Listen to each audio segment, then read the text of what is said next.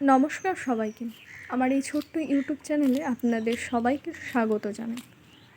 ঘড়ির কাঁটায় তখন সকাল 6টা বাজছে। কুয়াশা দেখে উঠে চলে এলাম বাইরে, একদম ঘাটের ধারে। এসে দেখি চারিদিকে কুয়াশা, কিচ্ছু দেখা যাচ্ছে না।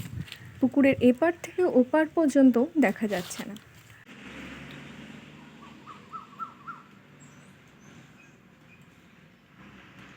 এরপর বাগানের ভিতর চলে যাই এবং সেখানে একটা পুরনো কাঁঠাল গাছে দেখি অনেক কাঁঠাল এসেছে।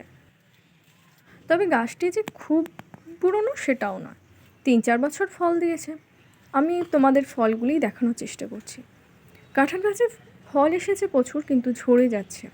এই সময় জলের অভাবে ঝরে যায় ফলগুলি। তোমাদের বাড়িতে যাদের কাঁঠাল গাছ আছে তারা অবশ্যই এই সময় গাছের গোড়ায় একটু ভালো করে জল দেবে। এরপর দেখো, এই ফুল গাছটার একটা ফটো তুলছিলাম, ইচ্ছা করেই তুলছিলাম।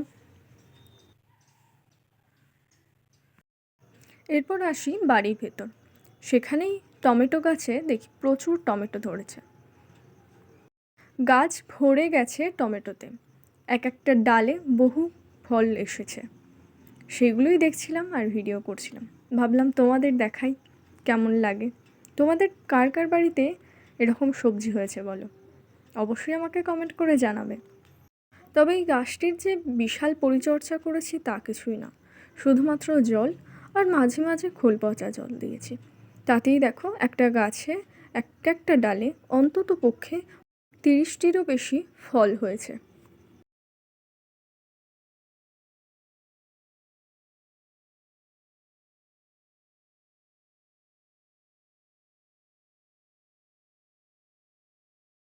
আর এই যে দেখছো এখানে গোলাপের ডালগুলো পোঁতা আছে, এগুলো আসলে চারা করার জন্য। ডাল কেটে সেগুলোকে চারা হবে।